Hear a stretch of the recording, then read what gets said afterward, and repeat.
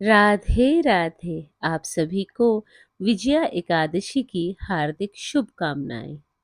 धर्मराज युधिष्ठिर बोले, हे जनार्दन, फागुन मास के कृष्ण पक्ष की एकादशी का क्या नाम है और इसकी विधि क्या है? आप कृपा करके मुझे बताइए। श्री भगवान बोले, हे राजन, फागुन मास के कृष्ण पक्ष की एकादशी का नाम विजया एकादशी है। इसके व्रत के प्रभाव से मनुष्य को विजय प्राप्त होती है। यह सब व्रतों से उत्तम व्रत है। इस विजया एकादशी के महात्म्य के श्रवण व पठन से समस्त पाप नाश को प्राप्त हो जाते हैं। एक समय देवर्षि नारद ने जगत पिता ब्रह्मा जी से कहा, महाराज, आप मुझसे फागुन मास के कृष्ण पक्ष की एकादशी का विधान कहिए। ब्रह्मा जी कहने लगे, हे नारद, विजया एकादशी का व्रत पुराने और नए पापों को नाश करने वाला है। इस विजया एकादशी की विधि मैंने आज तक किसी से भी नहीं कही। यह समस्त मनुष्यों को विजय प्रदान करती है। त्रेता युग में मर्यादा पुरुषोत्तम राम जब 14 वर्ष के वनवास को गए, तब वे श्री लक्ष्मण जी और सीता माता सहित पंचवटी में निवास करने लगे। वहां पर दुष्ट रावण ने जब सीता जी का हरण किया, तब इस समाचार से श्री रामचंद्र जी और लक्ष्मण जी अत्यंत व्याकुल हुए और सीता जी की खोज में चल दिए। घूमते घूमते जब वे मरणासन जटायु के पास पहुंचे, तो जटायु उन्हें सीता जी का वृतांत सुनाकर स्वर्गलोक चला गया। कुछ आगे जाकर उनकी सुग्रीव से मित्रता हुई और बाली का वध किया।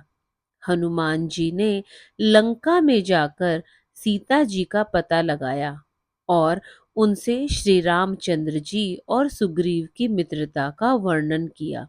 वहां से लौटकर हनुमान जी ने भगवान राम के पास आकर सब समाचार दिया। श्री रामचंद्र जी ने वानर सेना सहित सुग्रीव की संपत्ति से लंका को प्रस्थान किया। जब श्री रामचंद्र जी समुद्र के किनारे पहुंचे, तब उन्होंने मगरमच्छ आदि से युक्त उस अगाध समुद्र को देखकर लक्ष्मण जी से कहा कि इस समुद्र को हम किस प्रकार से पार करेंगे। श्री लक्ष्मण जी ने कहा, हे पुराण पुरुषोत्तम, आप आदि पुरुष हैं, सब कुछ जानते हैं। यहाँ से आधा योजन दूर पर कुमारी द्वीप में वग्दालभ्य नाम के मुनि रहते हैं। उन्होंने अनेक ब्रह्मा देखे हैं। आप उनके पास जाकर इसका उपाय पूछिए। श्री लक्ष्मण जी के इस प्रकार के वचन सुनकर श्री रामचंद्र जी वग्दालभ्य ऋषि के पास गए और उनको प्रणाम करके उनके पास बैठ गए। मुनि ने भी उन्हें मनुष्य रूप धारण किए हुए पुराण पुरुषोत्तम समझकर उनसे पूछा कि हे राम, आपका आना कैसे हुआ। श्री रामचंद्र जी कहने लगे, हे ऋषि, मैं अपनी सेना सहित यहाँ आया हूँ और राक्षसों को जीतने के लिए लंका जा रहा हूँ। आप कृपा करके समुद्र पार करने का कोई उपाय बताइए। मैं इसी कारण से आपके पास आया हूँ। वग्दालभ्य ऋषि बोले, हे राम, फागुन मास के कृष्ण पक्ष की एकादशी का उत्तम व्रत करने से निश्चय ही आपकी विजय होगी। साथ ही आप समुद्र भी अवश्य पार कर लेंगे। इस व्रत की विधि यह है कि दशमी के दिन स्वर्ण, चांदी, तांबा या मिट्टी का एक घड़ा बनाएं। उस घड़े को जल से भरकर और 5 पल्लव रख वेदिका पर स्थापित करें। उस घड़े के नीचे सतनजा और ऊपर जौ रखें। उस पर श्री नारायण भगवान जी की मूर्ति स्थापित करें। एकादशी के दिन स्नान आदि से निर्वित होकर धूप दीप नैवेद्य नारियल आदि से भगवान का पूजन करें। उसके बाद घड़े के सामने बैठकर दिन व्यतीत करें और रात्रि को भी उसी प्रकार बैठे रहकर जागरण करें। द्वादशी के दिन नित्य नियम से निर्वित होकर उस घड़े को ब्राह्मण को दे दें। हे राम, यदि आप भी इस व्रत को सेनापतियों सहित करोगे तो आपकी विजय अवश्य होगी।